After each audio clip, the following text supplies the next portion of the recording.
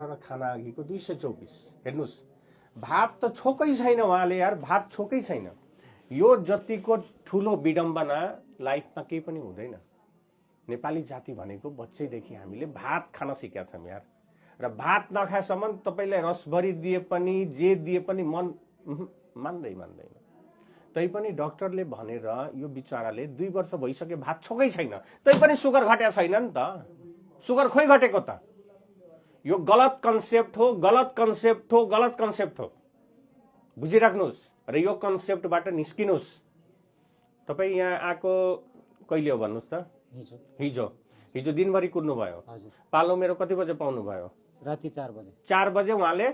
4 बजे बिहानको 4 बजे पालो पाउनु भयो यत्रो बेरमा तपाईले जति हेर्नु भयो यहाँनेरि कस्तो भिडबाट देख्नु भयो पुरै सक्नु सर अब अति नै अरु हस्पिटल माखा मारेर बसेछ यहाँ अब पहिला राख्ने फुर्सद तर एउटा कुरा बुझ्नुस् त मैले जुन टेक्निक जुन भनिरहेको छु तपाईले यो मेरो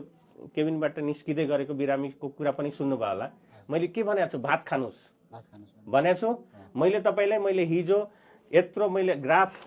ग्राफमा मैले तपाईलाई देखाइदिएको छु भात राम्रो कि रोटी राम्रो कि फापर कोदो राम्रो यो ग्राफ मैले बनाएको हो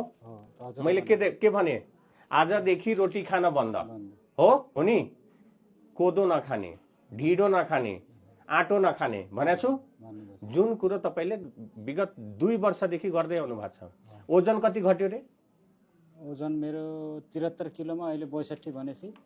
11 किलो ओजन घट्यो उहाँको 1.5 वर्षमा 11 किलो 1 वर्षमा सम्झिनुस् सर 1 वर्षमा 11 केजी ओजन घट्या छ अहिले 62 केजी छ